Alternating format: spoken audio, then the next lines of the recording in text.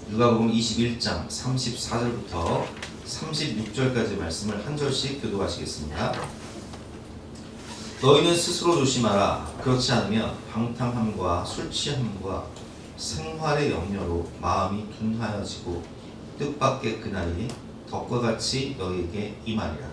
그날은 온 지구상에 거하는 모든 사람에게 임하리라.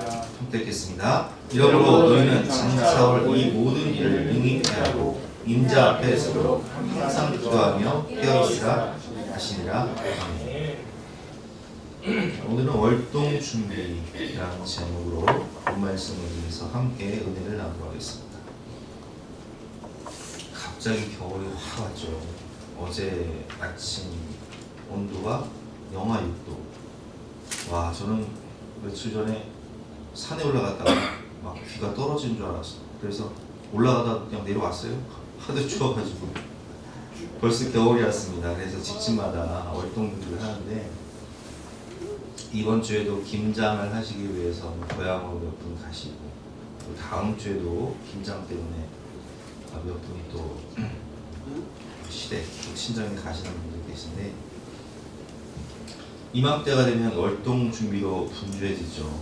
김장도 하고 동치미도 담그고 그리고 가을로 틀어놓고 겨울로 또 꺼내놓고 이제는 얇은 이불을 못 덮고 잡니다. 전기장판 틀고 또 두꺼운 이불을 덮어야 되기 때문에 이불도 교체하고 겨울바람, 황소바람이 들어오지 않도록 방풍지도 또 준비를 하고 여러 가지 준비를 합니다. 저희도 이제 11월이 되면요, 계절이 바뀌면 밖에 내놓았던 화분들을 복도에 쫙 들여놓잖아요. 얼어 죽지 않도록 다 이렇게 들여놓는데 월동 준비를 하게 됩니다. 동물들도 겨울잠이라는 곰 같은 동물들은 동면에 들어가고 또 곤충들도 어리석은 배짱이는 먹고 마시며 즐기며 월동 준비를 하지 않지만 지혜롭고 부지런한 개미는 겨울을 준비하면서 월동을 준비하지 않습니까? 다가올 미래를 준비하지 않습니까? 마찬가지예요. 인간도 지혜로운 사람들은 미래를 준비하고 월동 준비를 합니다. 인생의 겨울을 맞이하여 지혜로운 사람들은 미래를 잘 준비하는데 주님께서는 오늘 우리에게 이렇게 말씀하십니다. 누가복음 21장 34절 말씀. 너희는 스스로 조심하라. 그렇지 않으면 방탕함과 술 취함과 생활의 염려로 마음이 둔하여지고. 이게 무슨 말입니까?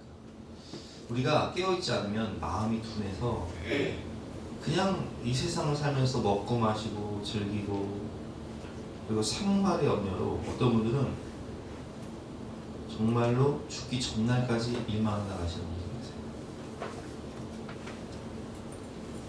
안 그럴 것 같죠? 그런 분들이 계시다니까요. 죽기 전날까지 장사하시는 분들은 특히 그런데 죽기 전날까지 장사하다가 그 다음날 돌아가시는 분도 제가 봤어요. 생활의 염려로 마음이 둔해져서 에이 설마 내가 죽겠어? 아이 여러분 설마가 어디 있습니까? 제가 어렸을 때 초등학교 때 위문 편지를 써요. 위문 편지. 군인 아저씨들한테 위문 편지를 써요. 여러분도 어렸을 때 써보셨잖아요. 그러면 군인들을 뭐라고 얘기하냐면 군인 아저씨라고 얘기해요. 저는요 주호만 할 때 나는 군대 안 가겠지. 내가 어린이 되면 우리나라가 통일되겠지. 웬열 우리 아들이 군대 가게 생겼어요 지금. 군대를 가서 시간이 얼마나 안 가는지 와 남자분들 아실 거예요. 말년 병장 진짜 와 한 달이요 진짜 10년처럼 느껴져. 내가 신병 때 딱 각잡고 앉아 있으면 고참들이 뭐라고 했냐면 야 그날이 뭐냐? 그날이 와? 그날이 안 올 것 같더라. 너무 멀리 보여서 내가 전역하는 그날이 안 올 것 같더라. 근데 그날이 와요 안 와요? 금방 오더라고요. 우리 예준이 군대 간 지가 엊그제 같은데 올해 1월 달에 가는데 내년 4월이면 제대합니다. 와 얼마나 세월이 빠른지 몰라요.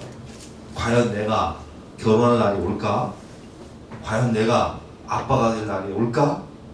금방 옵니다. 아이들이 자라서 그 제가 배 위에 올려놓고 자던 진경이가 지금은 키가 190. 야, 세월이 화살같이 빨라요. 오늘 주님께서 말씀하십니다. 너희는 스스로 조심하라. 그렇지 않으면 영적인 눈이 멀어서 방탕함과 술 취함과 상할의 염려로 마음이 둔하여지고 뜻밖의 그날이 덮고 같이 너희에게 임하리니. 이 날은 온 지구상에 거하는 모든 사람에게 임하리라. 여러분, 모든 사람이 죄를 범하였음에 하나님의 영광에 이르지 못하였더니 한 번 죽는 것은 사람에게 정한 것이요 그 외에는 심판이 있습니다. 어제도 우리 노회에 필리핀 선교사님 한 분이 소천을 하셨어요. 1960년생. 얼마나 젊어요. 그런데 선교 열심히 하시던 분이 우리 다니엘 기도회 기간에 기도 제목으로 나오시기도 하셨는데 암투병 하시다가 가셨어요. 여러분, 우리가 언제 하나님께서 우리를 부르실지 아무도 모릅니다. 우리가 예수를 믿는다고 해도 죽음이 우리를 피해갈 수는 없는 거예요. 우리가 예수님을 믿음으로 물론 구원받고 그리고 영적 생명, 육적 생명, 영원한 생명을 얻기는 하지만 한 번 죽는 것은 사람에게 정한 것이라고 말씀하셨어요. 그래서 35절 다시 한번 같이 읽어볼까요? 시작. 이 날은 온 지구상에 거하는 모든 사람에게 임하리라. 그렇습니다, 여러분.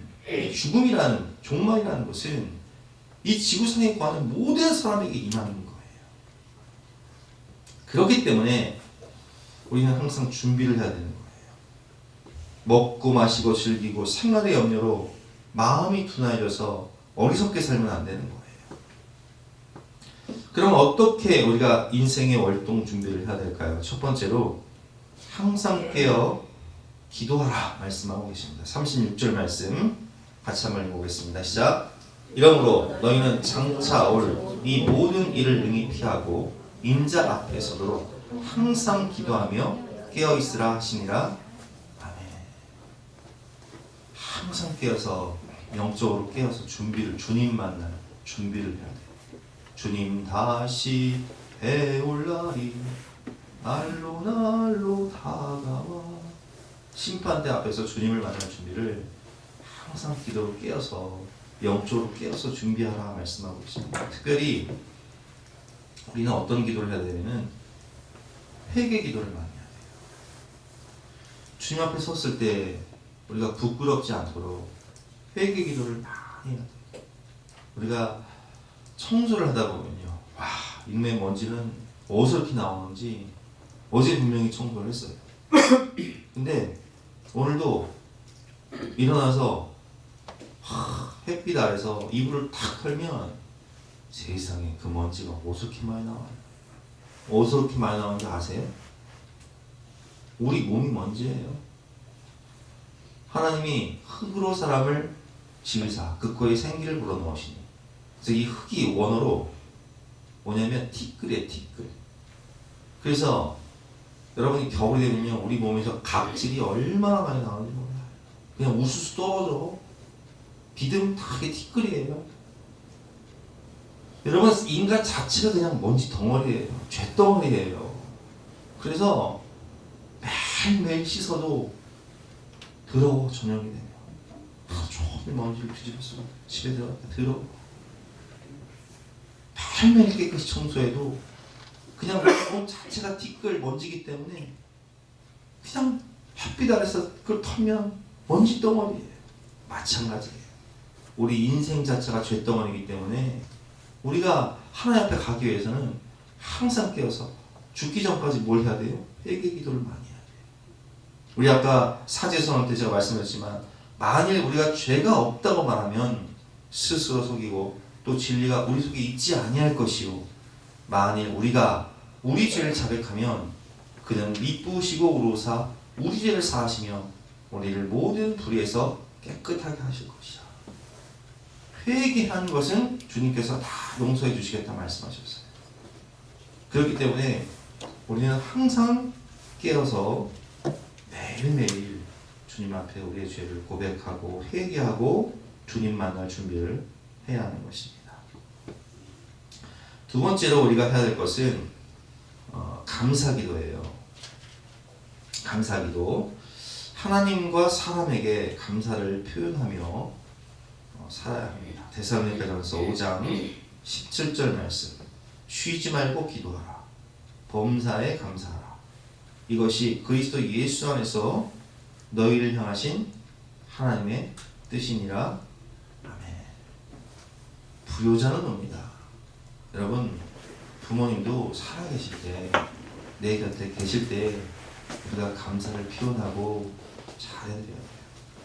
그리고 내 옆에 있는 배우자, 가족들, 내 품에 있을 때 정말 항상 감사를 표현하고 잘해줘야 돼요. 자녀들도 다 장성하면 각자의 길을 가게 되는 거예요. 떠나게 되는 거예요. 그러니까 지금 옆에 있을 때 잘해주시고, 자녀들 또한 부모님 옆에 있을 때 함께 살아갈 때 감사를 표현하고 감사를 고백하시길 바랍니다. 하나님께도 마찬가지예요. 항상 우리는 감사를 해야 돼요. 우리가 지난 다니엘 기도 기간에 어떤 분이 이 자신의 모교였던 한동대 이야기를 하면서 총장님이었던 김영길 교수님 이야기를 했어요. 장로님이신데 이분은 췌장암 투병을 하면서도 췌장암 투병을 하고 병원에 갔다 수술을 받고 학교에 오면 치료가 잘 되었다는 소식을 들으면 이 제자들이 나와서 총장님 축하드립니다. 하나님 너무 감사합니다. 이렇게 고백하는 거예요. 그러면 이분이 이렇게 제자들한테 이야기했다고 하죠.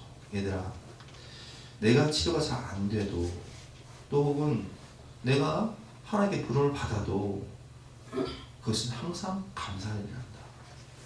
치료가 잘 됐기 때문에, 수술이 잘 됐기 때문에 그것도 감사할 일이지만 우리가 뭐라고 배웠어요? 응답하신 기도 감사.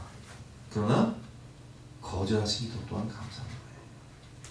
우리는 항상 기뻐하라. 범사에 감사하라.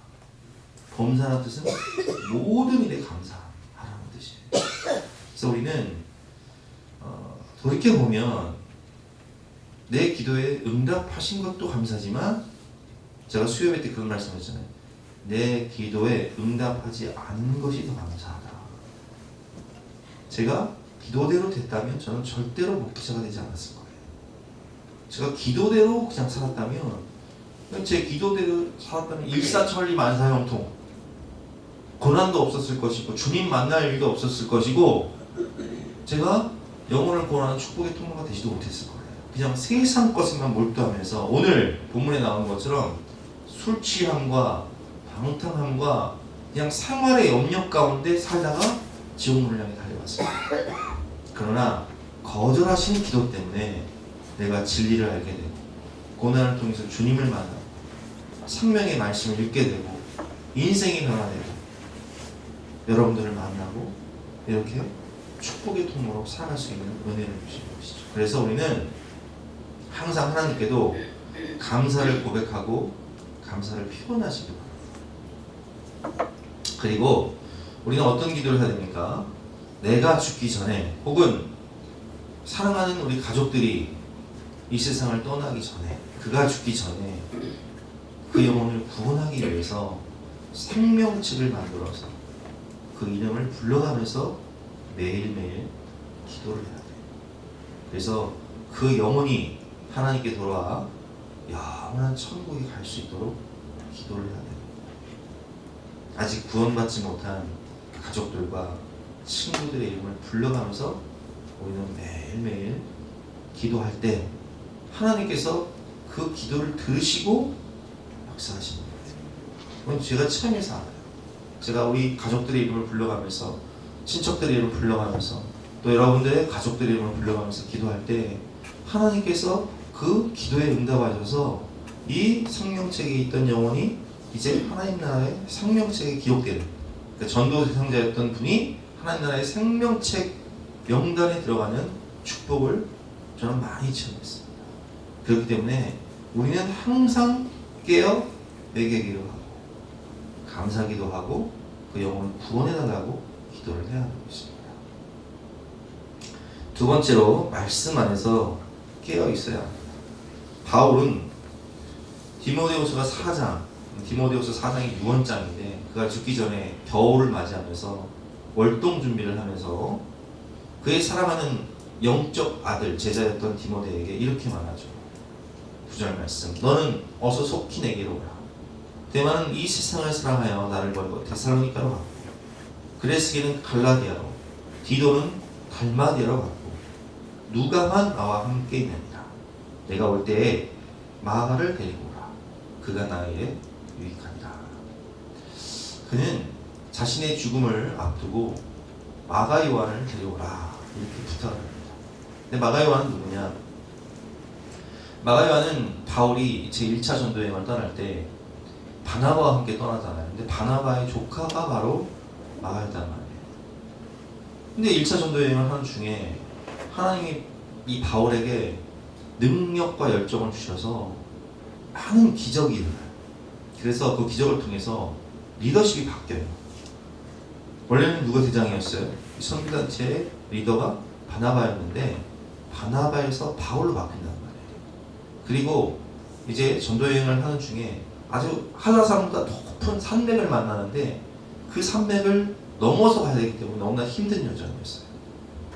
그런 과정 가운데 자신의 외삼촌이었던 바나바가 리더에서 탈락하고 그리고 힘든 여정 가운데 마음까지 상하고 몸까지 상해버린 이 마가 요한은 1차 전도여행에서 돌아가 버린단 말이에요. 그래서 2차 전도여행을 떠날 때 이 마가 요한을 데리고 갈 것이냐 말 것이냐 문제를 가지고 바울과 바나바가 심히 다투고 갈라진단 말이에요. 그 장본이 누구예요? 마가 요한. 그런데 바울은 세월이 흘러서 뭐라고 고백하냐? 마가 요한을 데리고 와라. 그가 나에게 유익한다. 근데 이 마가 요한이 누구냐? 바로 우리가 성경, 신약 성경을 읽을 때 마가복음이 있죠. 마가복음. 사복음서 중에 하나인 마가복음의 저자가 바로 마가 요한이에요. 그러니까 마가가 젊은 시절에는 굉장히 다혈질적이고 감정적이고 미성숙했지만 그가 세월이 지나니까 복음서의 저자가 될 만큼 하나님 나라의 참 일꾼이었다는 거예요. 돌이켜보니까 바울이 돌이켜보니까 나도 그렇게 잘한 게 없어. 혈기 부리고 싸우고 그를 품지 못했던 데다 나 자신의 미성숙한 모습. 근데 이제 순교를 앞두고 세월이 흘러서 변은 익을수록 고개를 숙이니까 깨달아지는 거예요. 아, 그가 참 귀한 하나님의 사람이구나. 용서하고 화해할 수 있는 거예요. 여러분 그렇습니다.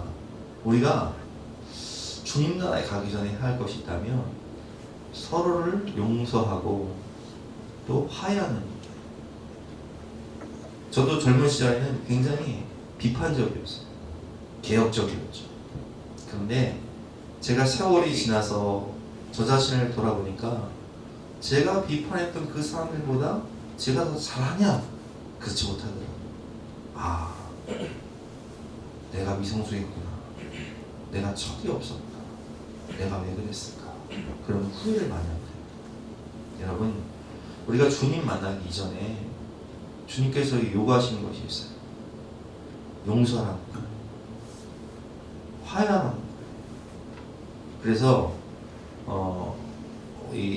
그 말씀을 보면요. 마가복음 5장 25절 말씀 보면 너를 고발하는 자와 함께 길에 있을 때 급히 사과해라. 그 고발한 자가 너를 재판장에 내어주고 재판관이 옥리에게 내어주어 옥에 가둘까 염려하라. 진실로 내게 이르노니 내가 한 푼이라도 남김없이 다 갚기 전에는 결코 거기서 나오지 못한다. 우리가 주기도할 때 뭐라고 고백합니까? 우리가 우리의 죄를 용서한 것 같이 우리의 죄를 용서해달라고 기도하잖아요. 여러분, 우리가 서로의 죄를 용서할 때 주님도 우리의 죄를 용서하시는 것입니다. 그렇기 때문에 우리가 주님을 만나기 이전에 반드시 해야 할 것이 뭐예요? 그것은 바로 용서하여라는 거예요. 그리고 예수님의 마음으로 삶의 용서를 해야 되는데, 우리 예수님도요, 하나님과 우리 사이에 한 손에 하나님의 손을 붙잡고 한 손은 우리의 손을 붙잡고 화해 화목제물 되셨어요. 그리고 인간과 인간 사이에 화목제물 되셨죠. 에베소서 2장 13절 말씀. 이제는 전에 멀리 있던 너희가 그리스도 예수 안에서 그리스도의 피로 가까워졌습니다. 그래서 우리는 한 피바다 한 몸이던 형제요 친구들이 된 것입니다. 그는 우리의 화평이시니라. 돌로 하나를 만드사 원수된 것 곧 중간에 막힌 이 죄의 담을 자기의 육체를 찢으심으로 허시고, 또 십자가로 이 둘을 한 몸으로 하나님과 화목하게 하려 하십니다. 원수된 것을 십자가로 소멸하시고. 그래서 예수님은 평화의 사도로 이 땅에 오신 거예요. 하나님과 우리 사이에, 인간과 인간 사이에 막힌 담을 허신 거죠. 그래서 우리 또한 예수님처럼 평화의 사도로 화목하게 하는 직분을 받아서 평화의 사도로 살아야 하는 것입니다. 그리고 바울은 디모데에게 특별히 가죽 종이에 쓴 성경을 가져오라 이렇게 부탁을 하죠. 12절 13절 말씀. 두기고는 에베소로 보내었노라. 내가 올 때에 내가 들어와 가보의 집에 겉옷을 가지고 오고 또 특별히 가죽 종이에 쓴 것을 가져오라.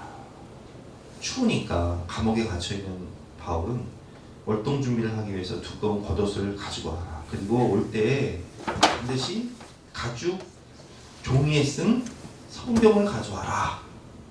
여러분, 바울이 누굽니까? 우리가 신약 성경을 보면요, 신약 성경, 로마서, 고린도 전후서, 갈라디아서, 에베소서, 빌립보서, 데살로니가 전후서, 이거 다 누가 쓴 거예요? 사도 바울이 쓴 거예요. 신약 성경의 반 이상을 쓴 사람이 사도 바울인데, 바울은 그 죽음의 순간까지도 뭘 요구하고 있어요? 성경책 가져와라. 항상 죽기 전까지 말씀 안에서 깨어서 하나님을 더 알기 위해서, 그리고 하나님의 나라를 더 알기 위해서 이 성경을 이렇게 모르겠다는 거예요. 얼마나 우리에게 도전이 됩니까? 바울이 성경을 모르겠습니까? 성경의 저자인데. 그런데도 구약 성경을 읽고 복음서를 읽고 하나님 말씀 붙잡고 믿음으로 사는 거예요. 세 번째는 믿음의 세대 계승. 예수님을 우선으로 물려주어야 합니다. 믿음의 세대 계승에 앞장섰던 여호수아는 자신의 죽음을 앞두고 이스라엘 백성들을 모아서 이렇게 유언을 하죠. 여호수아 24장 14절 말씀입니다. 그러므로 이제는 여호와를 경외하며 온전함과 진실함으로 그를 섬겨라. 하나님 잘 섬겨라. 우리 친척 중에도 돌아가시면서 그런 말씀하신 분이 계세요. 자녀들 다 모아놓고, 얘들아, 예수님 잘 믿어라. 예수님 잘 믿고 꼭 천국에서 만나자. 이렇게 유언하신 분이 계신데요. 15절 말씀. 오직 나와 내 집은 여호와를 섬기겠노라. 이 고백이 참 중요한 거예요. 최고의 유산은 바로 예수 그리스도를 물려주는 것입니다. 사도행전 3장 6절 말씀 같이 읽어보겠습니다. 시작. 베드로가 이르되 은과 금은 내게 없거니와 내게 있는 이것을 내게 주노니 나사렛 예수 그리스도의 이름으로 일어나 걸어라. 내게 은과 금은 없다 할지라도, 자녀에게 물려줄 수 있는 은과 금은 없다 할지라도 내게 있는 것 내게 주노니 곧 나사렛 예수 이름으로 일어나. 여러분, 예수님 안에 소망과 능력이 있습니다. 예수님 안에 지혜와 총명이 있습니다. 예수님 안에 생명과 평강이 있고 감사와 은혜가 있습니다. 예수님 안에 임하는 하늘나라가 있고 가는 하늘나라가 있는 거예요. 저는 지난 그 다니엘 기도 기간에 참 간증을 통해서 은혜를 많이 받았는데, 작년에 이승재 목사님이 그런 고백을 했잖아요. 이분은 선교단체에서 사역을 했기 때문에 자녀에게 물려줄 재산이 없었어요. 왜냐면 외국에서 선교단체에서 뭐 사역하느라고 맨 뭐 월세 살고 뭐 쫓겨다니면서 살았으니까. 근데 장성한 청년이 된 아들이 이승재 목사님한테 이제 이런 얘기를 했다가 아들아 내가 너한테 물려줄 게 없어서 미안하다. 뭐 결혼을 하게 되면 뭘 해주겠어요. 돈이 없는데 어느 정도 뭘 해주겠어요. 근데 이 아들이 이렇게 고백했다 그래요. 아빠가 저한테 예수님을 물려줬잖아요. 그럼 다 물려준 거죠. 예수님 안에 다 있는데. 여러분 이 고백이 얼마나 참 귀한 고백입니까? 저는 여러분들의 자녀가 이 고백을 했으면 좋겠습니다. 아니 엄마 아빠가 저한테 예수님을 물려줬잖아요. 그럼 다 물려준 거잖아요. 예수님 안에 다 있는데. 여러분 우리가 지난 주간에 그 박모세 형제 조영희 집사님의 간증을 들었어요. 조영희 집사님은 원래 불교 집안에서 자란 분이시죠. 근데 예수 믿는 남편을 만나서 시집을 와서 친구들 모임에 나갔더니 친구들이 막 모여서 만나서 하는 말들이 시어머니 욕하는 거예요. 근데 이 시어머니를 보면 그렇게 온유하고 겸손하고 사랑이 많고 인자하고 예수님을 닮은 분이야. 욕할 게 없어 자기는. 그래서 이 시어머니의 성품과 믿음을 보고서 자기가 신앙생활을 시작한 거예요. 왜냐면 시어머니가 뭐라고 얘기했냐면 얘들아 최고의 효도는 예수님을 잘 섬기는 것이 최고의 효도랍니다. 이렇게 말씀하셨기 때문에 최고의 효도를 하기 위해서 예수를 믿게 된 거예요. 그리고 딸을 낳고 또 세월이 흘러서 임신을 했는데 아들을 갖게 되는 거예요. 근데 검사를 해보니까 임신 4개월 때 검사를 해보니까 이 아이의 이 머리뼈에 이 뒤에 구멍이 나서 뇌가 흘러내린 상태에서 이 아이가 태어나도요 뇌가 흘러내렸으니까 어떻게 살아? 살 수밖에 없는 거예요. 그러나 시어머니는 또 이 부모님들은 하나님이 주신 생명이니까 어떻게 우리가 죽이겠느냐. 하나님께 맡기자 하고 제왕절개로 출산을 합니다. 태어난 아이는 구멍난 머리뼈로 뇌가 이제 대뇌의 70%와 소뇌의 90%가 되는 이 머리 밖으로 나와 있었어요. 그래서 이걸 절단하지 않으면 살 소망이 없어서 정말 하나님만 믿고 그 뇌를 대뇌의 70%와 소뇌의 90%를 절단을 해요. 와, 소뇌의 10%만 남았어요. 그러니까 의사가 뭐라고 말하냐면 이 아이는 살아도 앞으로 걷지 못할 것이고 일어서지 못할 것이고 말할 수도 없고 들을 수도 없을 것입니다. 아니나 다를까 아이는 태어나서 울지도 못해요. 상존 확률도 희박했습니다. 그러나 시어머니는 그 의사의 말을 듣고 바로 하나님께 달려가 무려 25년 동안을 매일 교회에서 철야 기도를 했다고 하죠. 그리고 시어머니는 이 어린 모세를 향해서 자녀들에게 이렇게 얘기했다고 합니다. 모세는 하나님이 붙들고 계신다. 기도로 준비해라. 하나님의 선한 뜻이 있을 것이다. 6번의 대수술 기간 동안 시어머니는 믿음으로 받은 말씀을 자녀들에게 선포했고 이후에 모세는 자라서 앉게 되고 또 서게 되고 걷게 되고 듣게 되고 말하게 되었습니다. 그리고 7살 때는 찬양까지 하게 돼요. 근데 그 찬양이 나는 행복해요 라는 찬양인데 여러분 한번 인터넷에서 검색해서 들어보세요. 박모세 나는 행복해요. 너무 천사가 부르는 것 같이 너무 은혜롭고 너무 감동적이에요. 모세는 그때 찬양을 하고 뭐라고 고백하냐면 하나님을 찬양하는 것이 저의 삶입니다. 이렇게 고백을 했대요. 하나님을 찬양하는 것이 저의 삶입니다. 정말 그 고백대로 하나님께서는 모세를 찬양 사역자로 들어 쓰셔서 전국이 아니라 전 세계를 다니는 찬양 사역자가 되게 하셨어요. 그리고 뇌도 이 뇌가 채워지기 시작해서요. 지금은 60%까지 자랐어요. 정상적인 대화가 가능해요. 놀랍지 않습니까? 수많은 장애 후에 소망이 되고 있습니다. 근데 여러분 결국 시어머니가 이 가정에 물려준 게 뭐예요? 예수 그리스도예요. 제가 아까 좀 전에 그런 말씀을 드렸잖아요.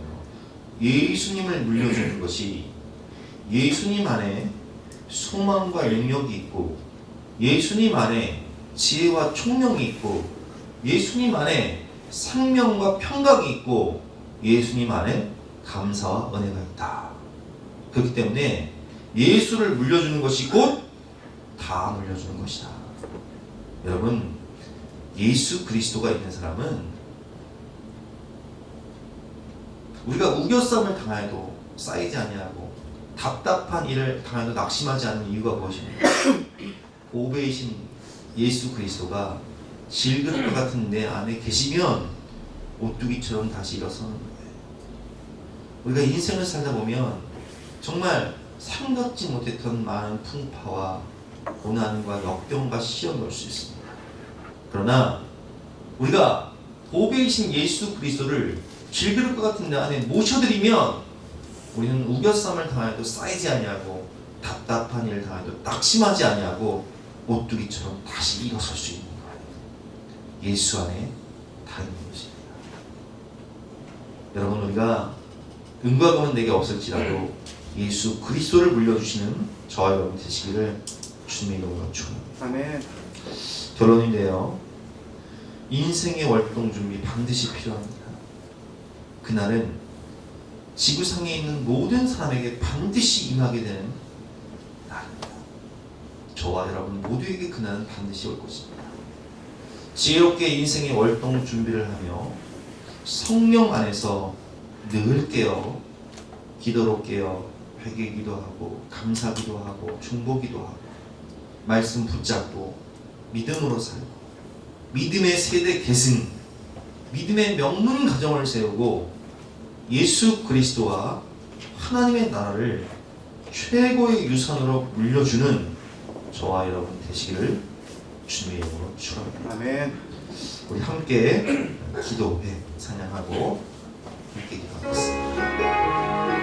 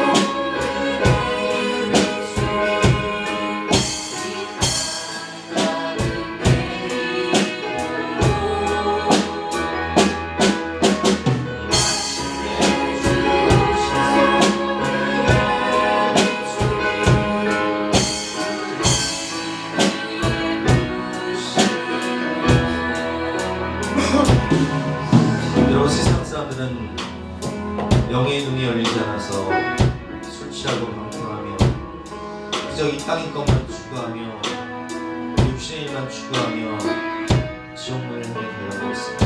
그러나 하나님께서 우리에게 말씀하십니다. 영의 눈을 열고 인생의 월동 준비를, 미래를 준비하라. 주님 만날 준비를 해 항상 깨어 기도하고 말씀 붙잡고 살아가고 용서할 사람을 용서하고 화해할 사람과 화해하고 믿음의 새누리겠습니다. 예수 그리스도를 자녀에게 물려주라 말씀하십니다. 이 시간 함께 기도할 때 주여 성령 안에서 항상 깨어 주님 만날 준비를 제대로 할 수 있도록 도와주시옵소서. 주여 함께 주가